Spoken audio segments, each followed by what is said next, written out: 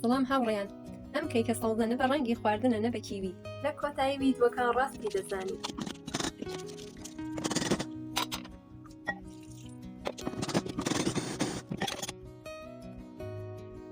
بۆ دروستکردنی ئەم کیکە سەوز و سەروشتیە پێویستمان پێیە ئاردی سپی 225 گرام، شەکەر ساڵ 30 گرام، هێلکە 2 دانە، ڕۆنی مایع 100 گرام، ئاوی ئەسفناجی سافکراو 80 گرام، بیکین پاودەر 1.5 کاشە چایخۆری، فانیل نیم کاشە چایخۆری.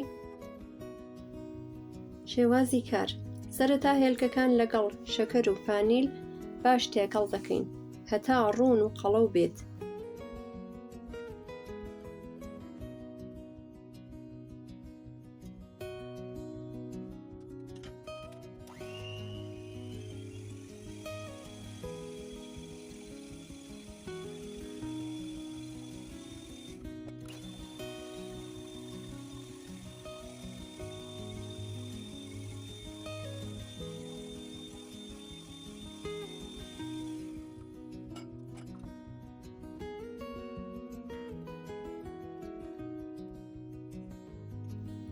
دواتر ڕۆن و ئاوی ئەسفناج زیاد دەکەین، تەنها چەند چرکەیەک تێکەڵی دەکەین.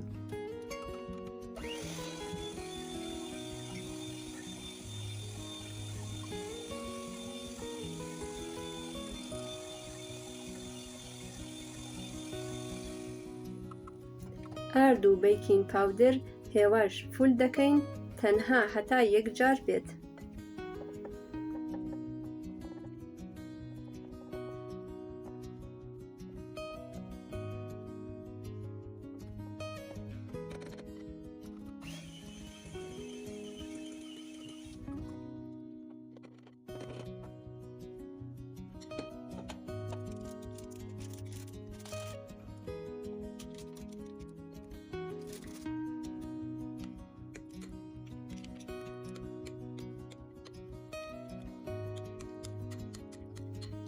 ئێستا کیکەکە ئامادەیە، دەچێتە ناو فەڕ بە پلەی نزم بۆ ئەوە ڕەنگە سەوزەکەی بپارێزرێت.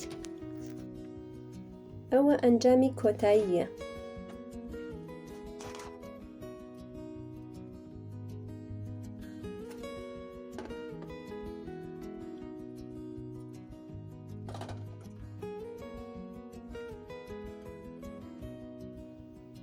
کیکێکی نەرم و سەوز و سەروشتی بێ ڕەنگی خواردن و بێ هیچ تامی ئەسفناج. ئەگەر ویدیۆکەت خۆش بوو، تکایەک لایک و سابسکرایب بکە.